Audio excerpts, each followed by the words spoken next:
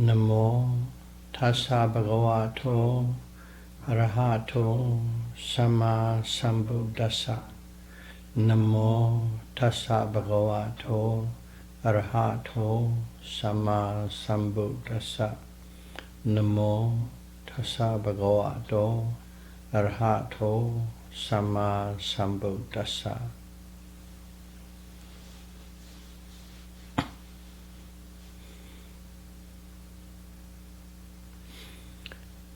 Theravada Buddhism series, Dhamma talk number 103. Generosity, Dana.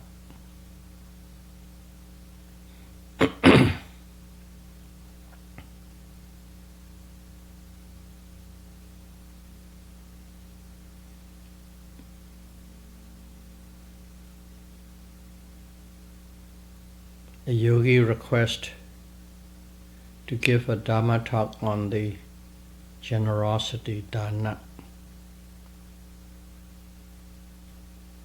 I promised I would deliver a talk on it because my Dhamma talks are mainly about morality, concentration and wisdom, mindfulness, insight. Here is the long overdue Dhamma talk on generosity.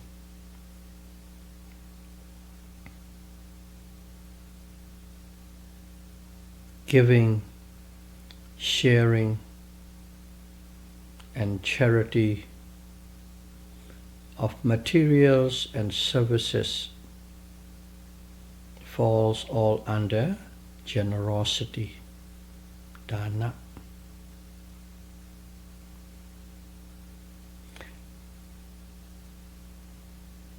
However, the intention behind the act of generosity is different between individuals.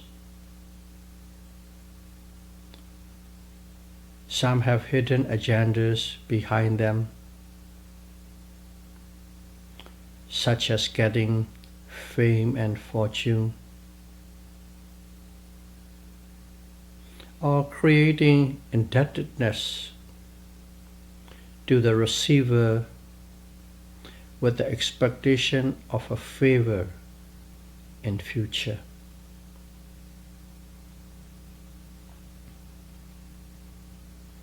And some do not expect anything in return. As a Buddhist, the prime reason for an act of charity is to relieve the suffering of others, fill the needs of others, and to sow a good seed for the future lives.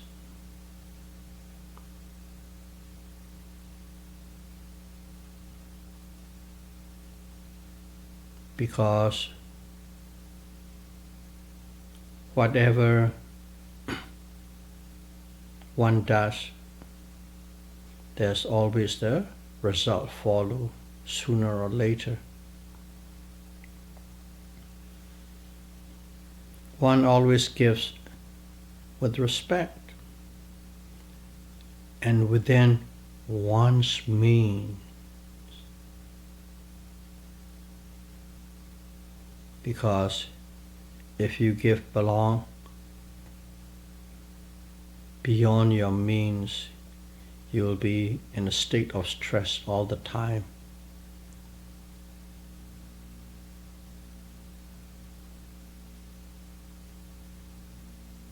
If one is attached to a specific self-profit result in future, one has an agenda,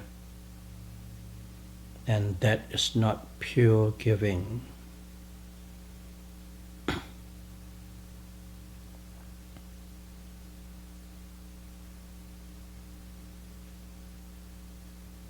And there are a certain mental attitudes and ways of giving.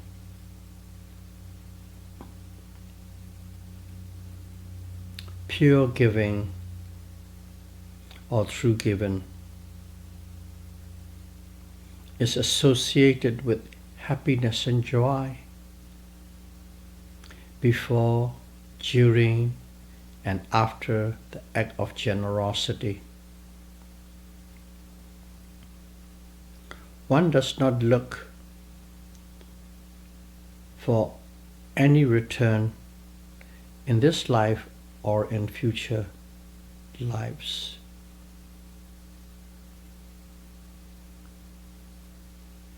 Tradition or social pressure does not influence one's act.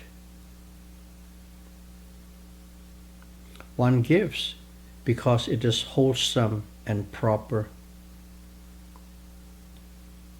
One shares with those less fortunate than oneself, or offer to those deserving.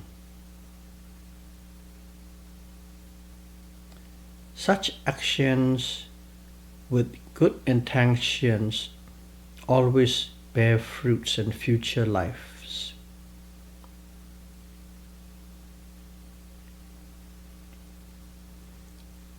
People may do or give the same thing, do the same act, but for self-interest or selfish reason. These will not produce similar result in the future or very little result.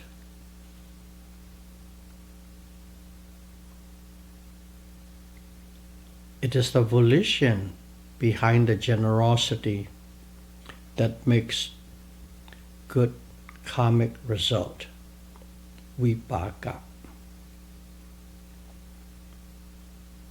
Karma is the action, in this case is donation. Vipaka is the result that bears fruits in the future because of that act.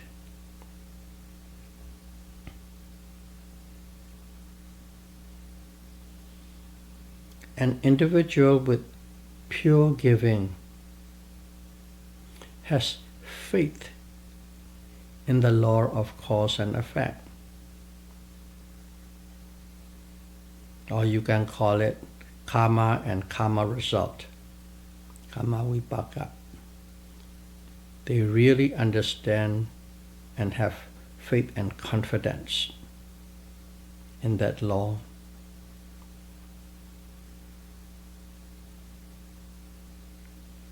In an everyday term, it's what goes around comes around at a ripe and appropriate time.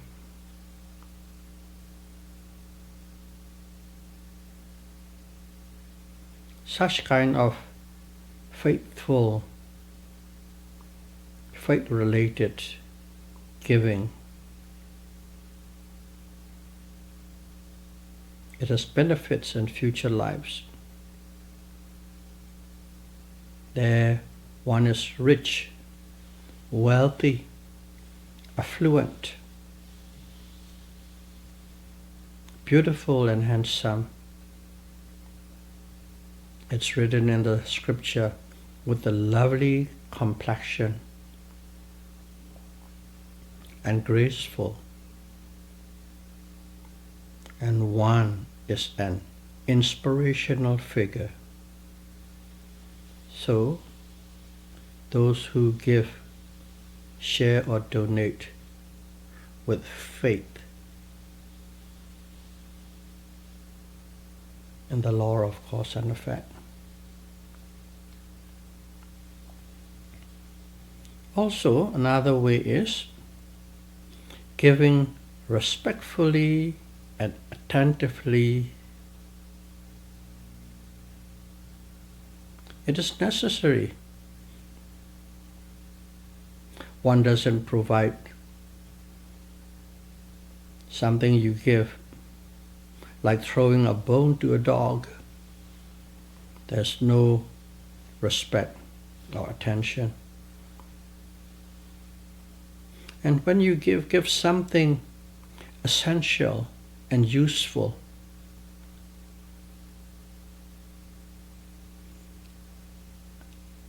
As an example, a person's unused things can be comforting, warm and cozy life for another. Even if one is giving a used material, make it wash, clean it, and presentable.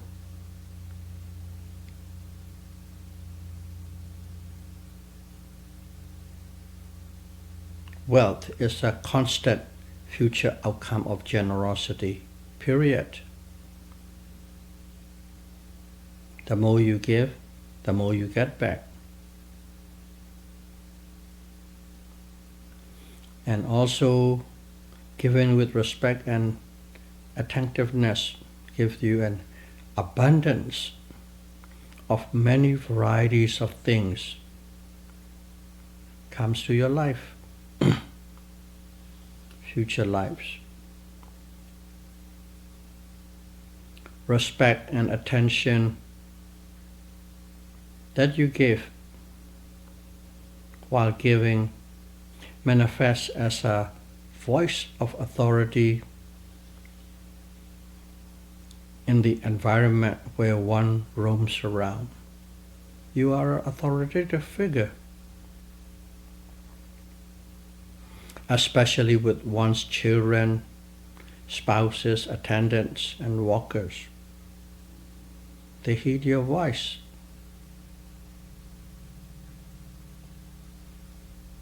And also obedient to you, because that was the result of the respectful and attentive giving. Cause and effect. And the third factor one need to bear in mind is giving at the right time. One needs a skill set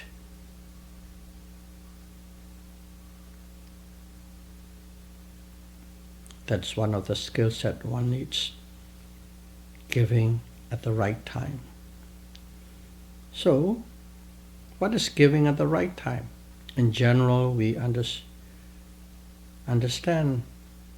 but I'll give you a few very specific examples. Giving and feeding and helping guests, travelers, starving, and sick person. Somebody come visit you. Of course, you make a cup of tea or coffee or cookies or muffin and feed it. You're doing it because it is a social requirement to do. That's one thing. Another thing is, a guest come in, it might be a lunchtime, it might be a dinner time, it might be a tea time. They need lunch, dinner, or tea. You provide it at that time. It's the right time offering to a guest. Travelers are always on the run. They don't have much time to take care of foods and needs. They are in a rush. Helping them, giving them what they need at that time is giving at the right time. Starving people, we don't need any explanation. If you feed a starving person, you are doing at the right time. sick person, helping a sick person. They need it, the right timing. That is giving at the right time. Just to give an example. So, providing food and materials to a guest, not out of duty or social requirements, but from the heart, wishing to have the best you can make available. That is generosity. Just feeding a guest, if you know how to give, is generosity. You give from the heart, not because you want to show off your bone china or a tea from China. That's showing off. But you offer the best you have from the heart. Automatically it becomes a generosity, dana.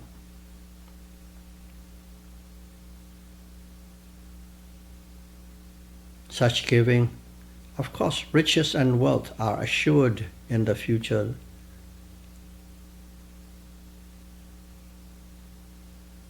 And also this kind of giving at the right time.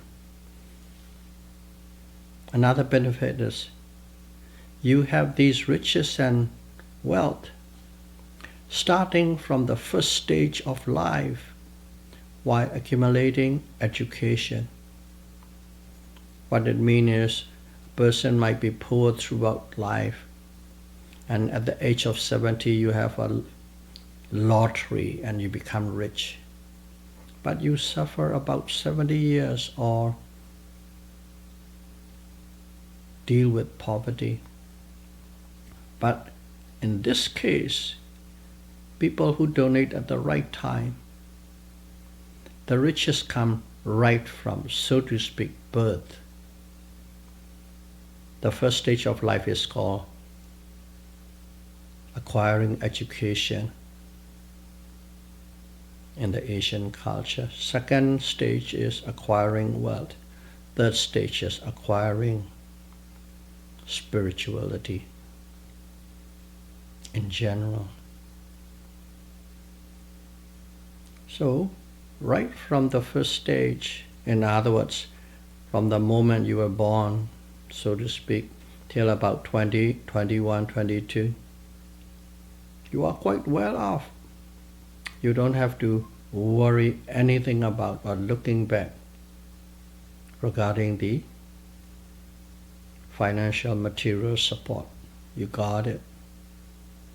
That's a benefit.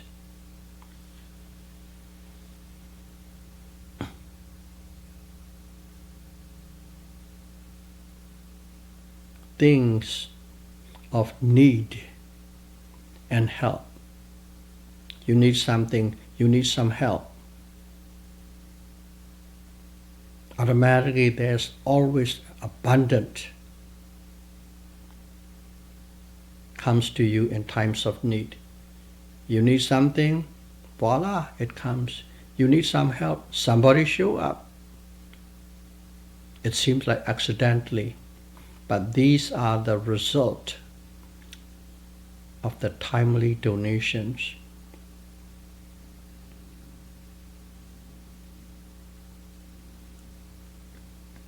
To make in one line, whatever one wishes always come to reality. You wish something, it comes. That's a third attitude or factor requires in giving. The fourth one is non-grasping or detaching from things one is giving and also onto the future result. It's a great way to incorporate it into charity. What it means is sometimes someone gives something. Should I, shouldn't I? Should I keep it or should I give it? There's some sort of attachment to the things. And even after you give, a little later, oh, if I didn't give it, I could have used it now. There's an attachment. There's a grasping. One must let go of such grasping and attachment. That's why non-grasping and detachment is a must on the things that you give. And also, don't get attached and grasp onto what kind of benefits in future will come. I wish this, I wish that. In other words, you are expecting some benefits in future. Let's say I want to be reborn as an angel or devas. I want to be reborn as a rich and powerful person, like specifically wishing. That means one is attached to the future outcome.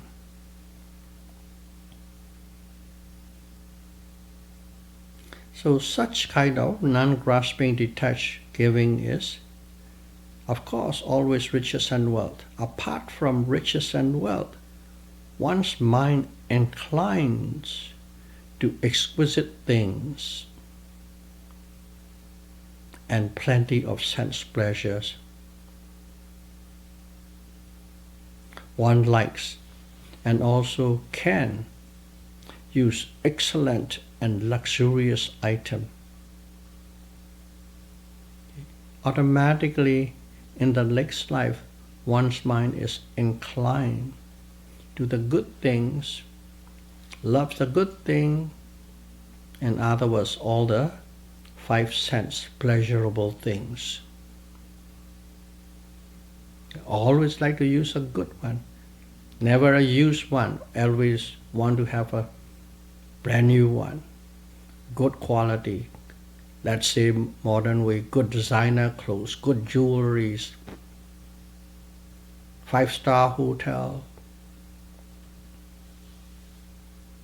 restaurants, that kind of thing. They want, they like, and also they can. That is because they have given in the past with detachment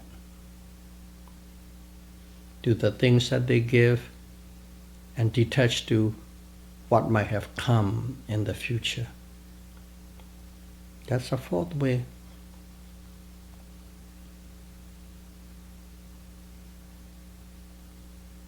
The 5th and the last factor is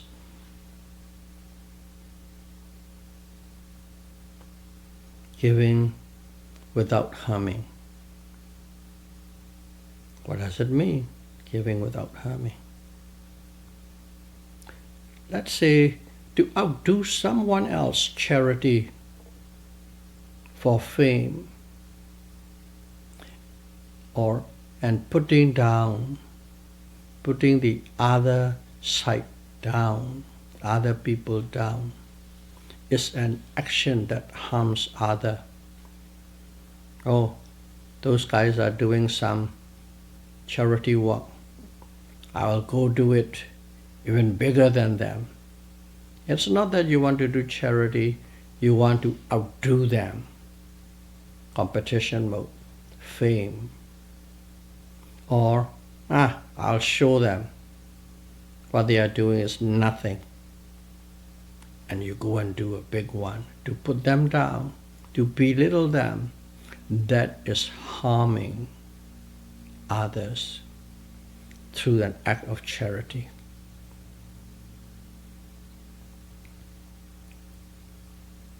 If one gives without harming others, its benefits are wealth, always wealth. The more you give, the more you get. An abundance of over and underground products. As the scripture is written in the olden days, That's how it is. Overproducts is grains, rice, seeds, whatever that grows on land or that can be acquired from the surface.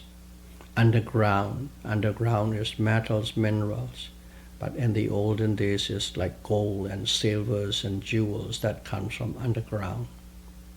Nowadays metals, chromium, lithium, and so on.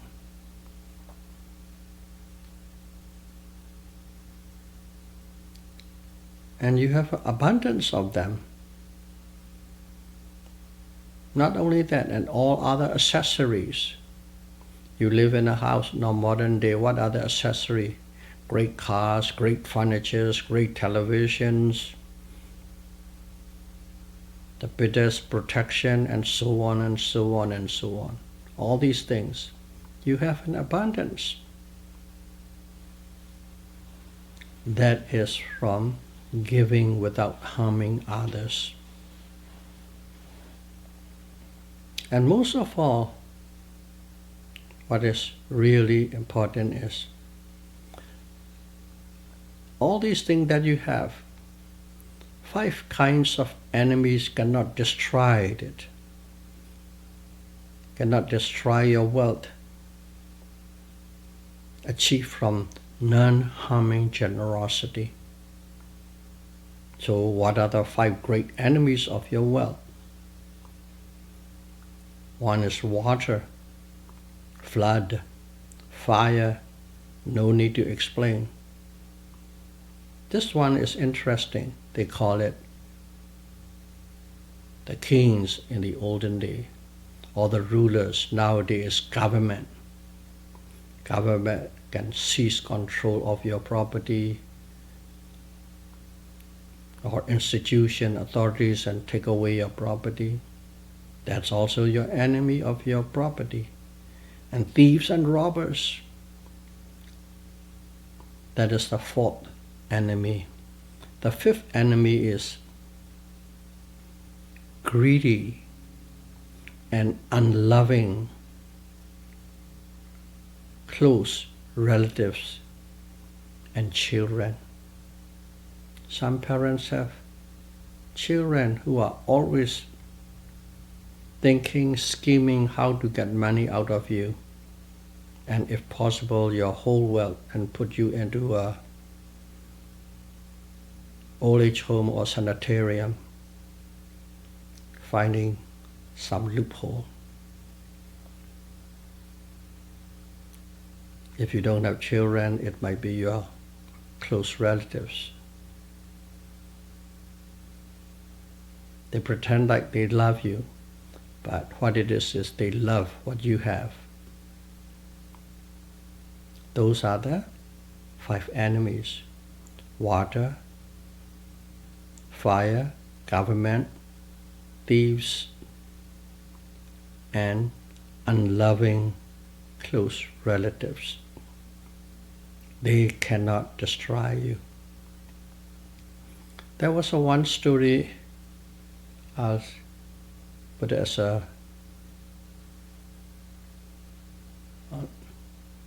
here appropriate to say from the scripture. There was a super rich person, Jyotika, at the time of Buddha, of course. It's a true story. He's so rich. What happened was,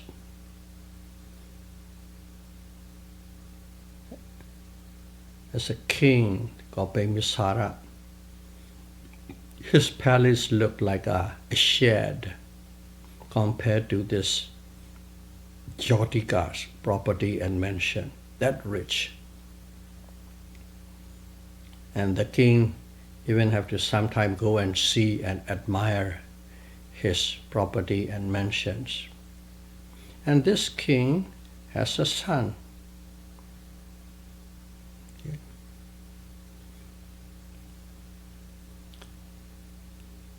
And his son follows him. And he said, "Oh, father,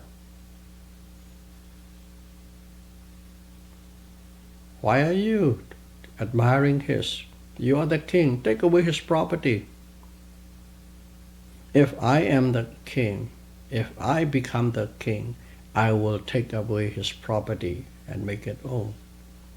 Because whatever the king said goes. That's what the son said. Ajatasat. In Burmese called Ajatata. I think in English is Ajatasuk. Ajatasuka, I think. And when he became the king, he actually went there to take away all that Jyotika owned with his army. He marched with the army. And when he approached that Jyotika domain, what he owns, what he saw was his mansion and his properties are protected by 7 great big walls, just like the walls around the city, but this is 7 walls, overshadow everything. He saw that, and he decided it's not worth it, and he went back to his palace.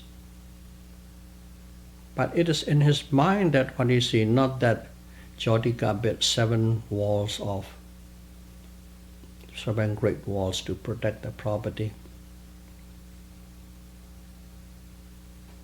That's what it means by even the kings and government cannot take away your property. At that time, in fact, Jyotika was at the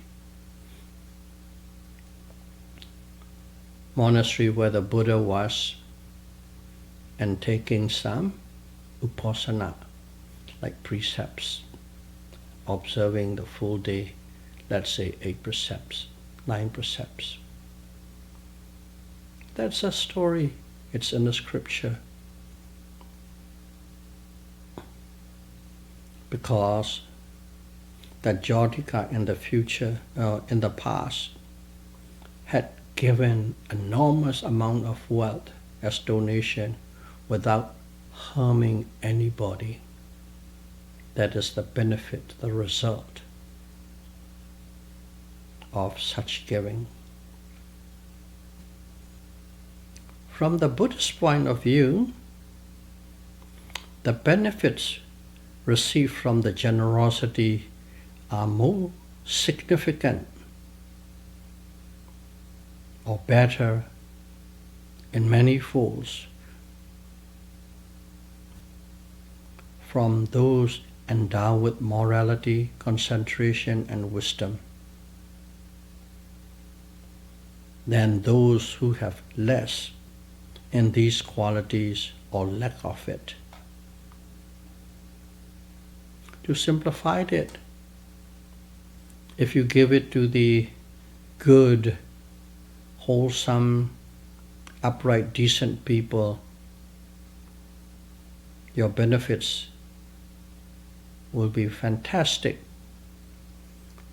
If you give it to people who are not moral, not upright, very low life, but you still give. Giving is just simply giving. You will get some benefits, but the result will be not as great as the other one.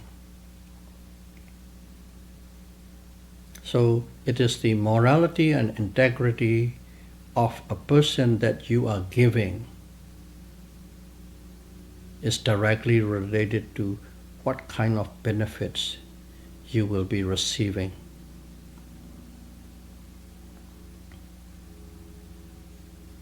Why? Because wise and the wholesome people will multiply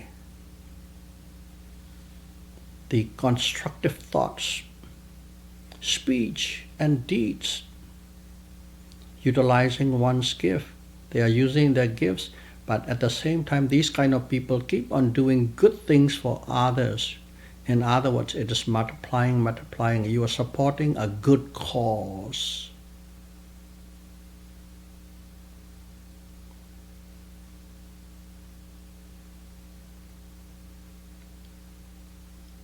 So, your generosity, the effect of your generosity keeps on growing.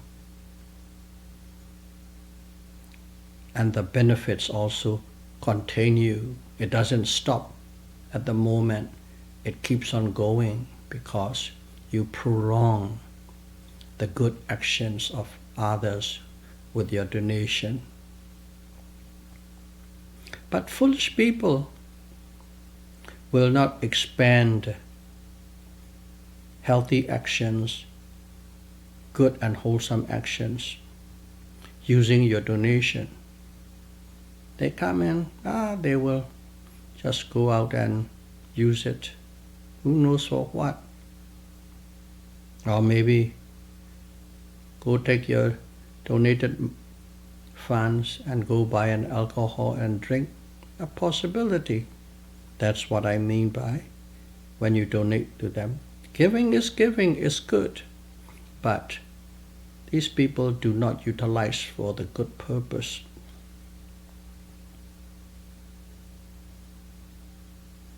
They might use your donation for their one-time need.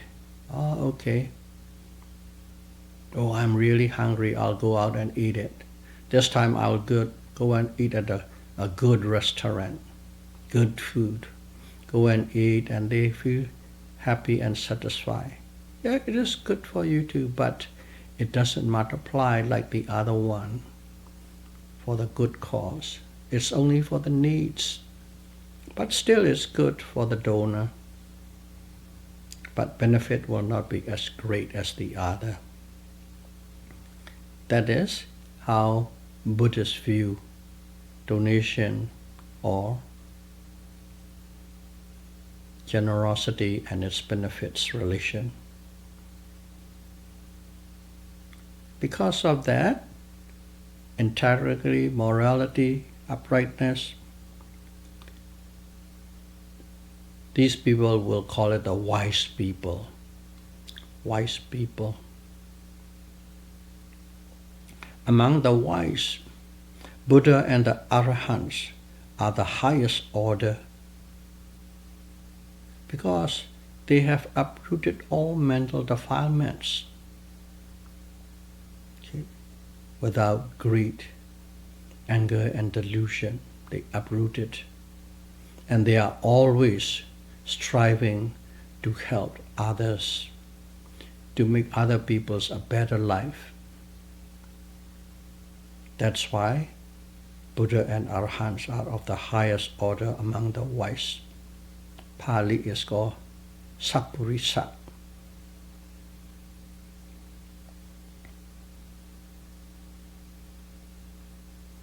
So when you give to Buddhas and Arahants, of course, when Buddha was alive, one can directly give, but nowadays we can't.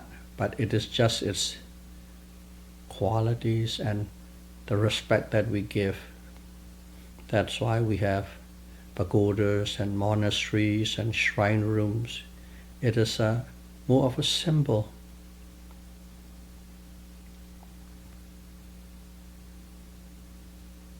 Your faith, your respect, that's how you show. So, one with complete faith, when you are offering to Buddhas and Arahants in your shrine room or in a pagoda or a stupa, one do with a full faith. Faith in what? Faith in their compassion and wholesomeness. Actions for all beings. This is the quality. And in that quality, you have full faith. And with that faith, you offer water and flowers and light. Simple thing. And food. Why? Because water, food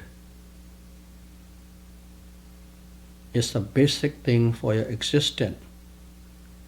Very important thing, even though we don't say about it.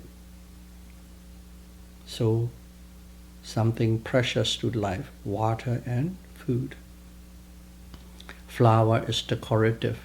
Light is a symbol of dispelling darkness, delusion. That's what we offer. Food, water, flowers, and light. And at the same time, when we are offering these things, when we said we have faith, in other words, we believe in the law of karma as well. But such kind of offering are done with great care, respect, and honor. You don't do carelessly.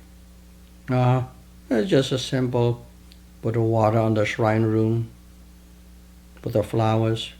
No, you do as if you are serving an honorable, respectful dignity who is visiting your house. Like that, or even more so.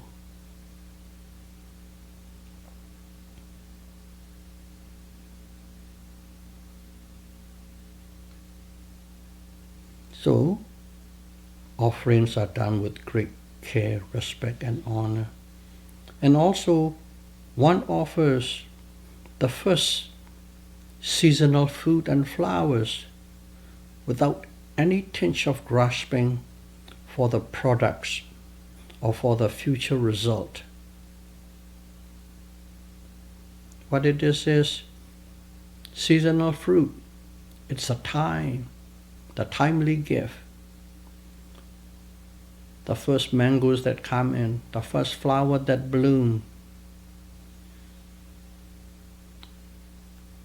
the first apple of the season, something with care, with attentiveness that shows.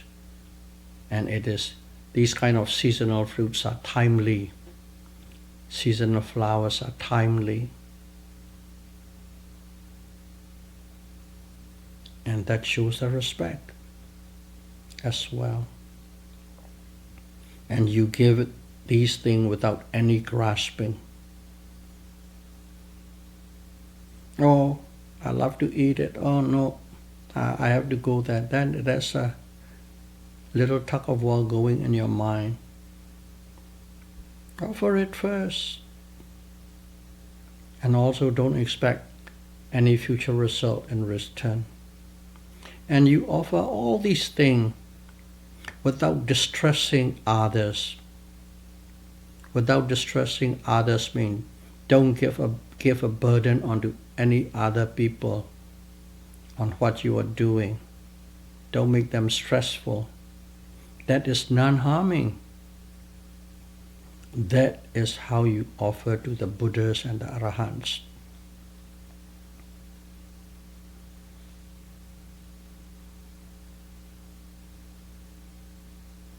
Such gifts produce the highest form of benefit in future when the time is right. They don't automatically happen. It has to be a right time. Sometimes the results come right away. Sometimes a few years later. Sometime in next life. Some you might have to wait for about 10 lives, 100 lives. Don't know. But everything has to have a right timing. When the karmic energies become ripened, the result appears. Of course, we don't have Buddha and Arahants. So instead, at the same time, if you wish, you can offer a gift to people trying to join the noble lineage. or getting insight, whether it is a monk or a layman or a holder of the 3 trainings, male or female, doesn't matter, who are upright, they can be considered as a worthy receivers. You offer to them that will produce greater benefits, because they will keep on doing good things for others using your support and donation. I think that covers the all-rounded aspect of generosity dana in brief. May all of you be able to donate, do charity, be generous, share and give things to those who needs and to those who deserved. And may that will become the cause for the attainment of path wisdom and fruition wisdom.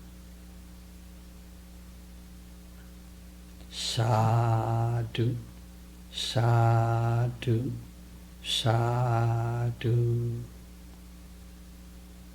Thank you very much.